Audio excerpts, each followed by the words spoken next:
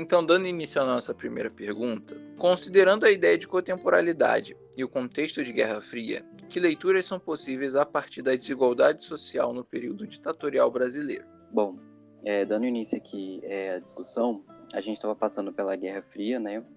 Uma guerra ideológica entre o socialismo, né, versus o capitalismo. Após a Revolução Cubana, os Estados Unidos, ele ficou com medo o socialismo se alastrasse pela América Latina, né? E o foco dos Estados Unidos foi o Brasil, porque o Brasil era o maior em extensão territorial e também tinha uma economia mais estável, né, dentre eles. Então, os Estados Unidos incentivou e financiou um golpe militar de extrema-direita no Brasil. Então, após esse golpe, foi motivado por conta do presidente Jango, né, que estava com políticas de forma agrária, né, uma aproximação com a China, né, que era socialista. Então, os militares que mais tarde, né, dariam o golpe, eles acusaram o Jango de estar ligado ao comunismo. Quando os militares eles aplicaram um golpe no país, eles queriam colocar o Brasil numa realidade capitalista. E o Brasil, na década de 60, era um país de base agrária, né, a economia era de base agrária, a maioria da população vivia no campo. Então, o Brasil vivia uma realidade muito diferente dos países capitalistas mais desenvolvidos, né, e os militares queriam forçar isso aqui no nosso país. O regime militar abriu as portas do mercado estrangeiro, né,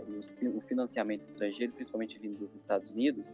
O nosso país acabou recebendo empresas multinacionais que foram isentas de impostos, né? E isso fez com que o nosso país se endividasse por conta dessa entrada desse capital. A gente acabou ficando endividado e essa dívida seria cobrada mais tarde com os cortes nos gastos, né? Com saúde, educação, né? No corte mesmo nos gastos públicos e também no achatamento dos salários. Então, nesse regime, a gente pode analisar uma temporalidade em que, enquanto as empresas ficavam isentas de impostos, as pessoas, o assalariado, eles tinham uma realidade temporal completamente oposta. Eles tiveram salários abaixados, os investimentos no serviço público cortado, né? Então, uma temporalidade completamente diferente, um experimentamento do tempo nesse contexto completamente diferente entre as elites, o empresariado e as classes operárias. E eu queria finalizar aqui com a citação do artigo da BBC, que foi o qual a gente se baseou no nosso podcast. Abre aspas. O achatamento do salário diminuiu o custo de mão de obra. Além disso, foi reduzida a alíquota máxima de imposto de renda, beneficiando os mais ricos e concedidas várias isenções fiscais ao empresariado. Fecha aspas. Enquanto as elites se beneficiaram, nesse mesmo período, os mais pobres, né, que pagavam a dívida externa. Bom, então eu finalizo agora a minha fala. Pegando gancho aqui na pergunta do Diogo, um pouco sobre o que o Rodrigo já falou. Na pergunta em si, tem dois termos que eu acho bem interessante: a contemporaneidade e a desigualdade social. Eu ouso dizer que elas sempre esteve juntas. Não tem como a gente falar do tempo histórico sem citar ou verificar a existência da desigualdade. Sempre teve os que bebem e os que servem. Se a gente for olhar o tempo dos reis, tinha os servos, dos europeus tinha os nativos, que ele fazia se tornar cativos, tinha os barões de café, que tinham seus escravos, e o capitalismo veio os operários, que são os trabalhadores. O Rodrigo fala em relação da preocupação dos Estados Unidos em o Brasil se tornar um país socialista, então ele começa a dar ajuda, né, para o campo econômico, e essa ajuda que só era vantajosa para os próprios Estados Unidos, pois o Brasil ia ficar mais dependente economicamente deles, e em troca só teria relações comerciais desvantajosas, as empresas multinacionais que abriria muitas vagas de trabalho para pouco salário. Acabou que adquirimos uma bela e quase que eterna dívida externa. Em relação também ao inchaço que o Rodrigo citou, os governantes ficaram tão focados nas capitais e onde que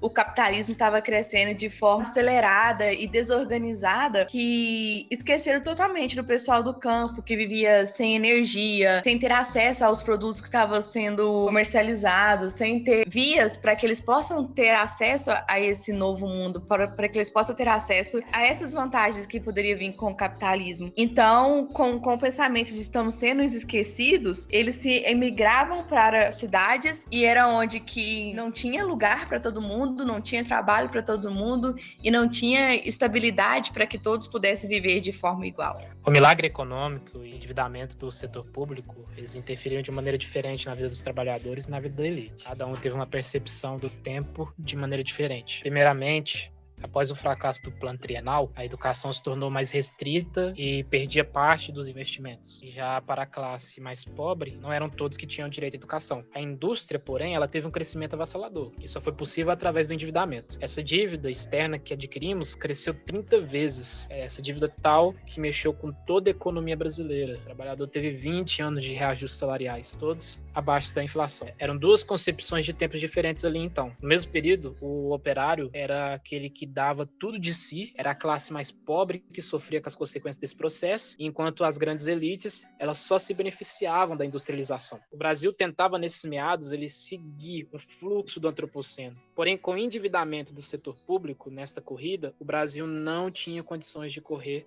no mesmo ritmo de outros países. A Guerra Fria, ela influenciava diretamente nessa corrida. Era uma grande guerra de ameaças, onde ostentava a potência armamentista e econômica dos Estados Unidos e União Soviética. Vimos todos se cruzando. Duas potências, uma capitalista e outra socialista, um poder armamentista econômico e tecnológico extremamente forte, e no Brasil um país em processo de crescimento. Era rápido, porém tão precoce que as classes mais baixas não conseguiam acompanhar. Pegando um gancho no que o Gustavo falou, é muito interessante perceber de forma crítica, né, problematizadamente falando, que no capitalismo, e mais precisamente no período ditatorial, que foi um período de grandes desigualdades e explorações, como que o tempo, a experiência do tempo, como que o indivíduo se relaciona com a temporalidade, que isso passa pela exploração no capitalismo. Como que uma classe, no caso a elite, nacional, internacional, que seja, ela tem uma forma de se relacionar com o tempo, com a temporalidade. A outra classe, que seria a classe trabalhadora, tem essa forma de se relacionar ao tempo completamente explorada para que a outra classe, assim como financeiramente, mas temporalmente também, tenha esse tempo alargado. Agora, partindo para a segunda pergunta, durante o AI-5, as formas de contestação e reivindicação por condições melhores de vida no país foram negadas. Que medida podemos pensar sobre seus impactos nas diversas temporalidades? Com a falta de informação direta, pode-se dizer que as pessoas daquela época tiveram acesso a diferentes tipos de realidade temporal. Como exemplo, podemos usar as informações que temos hoje em dia sobre a ditadura civil-militar, que para uma parcela da população, que era a mais abastada, foi um período bom, onde quem sofria eram pessoas consideradas marginais, sendo que para os considerados cidadãos de bens, nada ocorria. O que para uma parcela da população mais pobre e humilde, a realidade era outra, onde os mesmos eram oprimidos de tal forma que não tinham forças para lutar em busca de seus direitos básicos de sobrevivência, e que resolvesse rebelar era duramente castigado para servirem de exemplo. Podemos ainda correlacionar essa temporalidade também ao uso do comunismo como combustível antecedente ao aceitamento e à legitimação do ato institucional 5. Outro sistema utilizado para tal aceitação foi o uso do IPES, o qual reuniu grupos de empresários que, contra o governo de Jango, promoviam de forma deliberada programas contra o mesmo, que o associavam ao comunismo, e fazendo com que a população fosse bombardeada com essas informações, e sempre afirmando que a verdade absoluta era deles.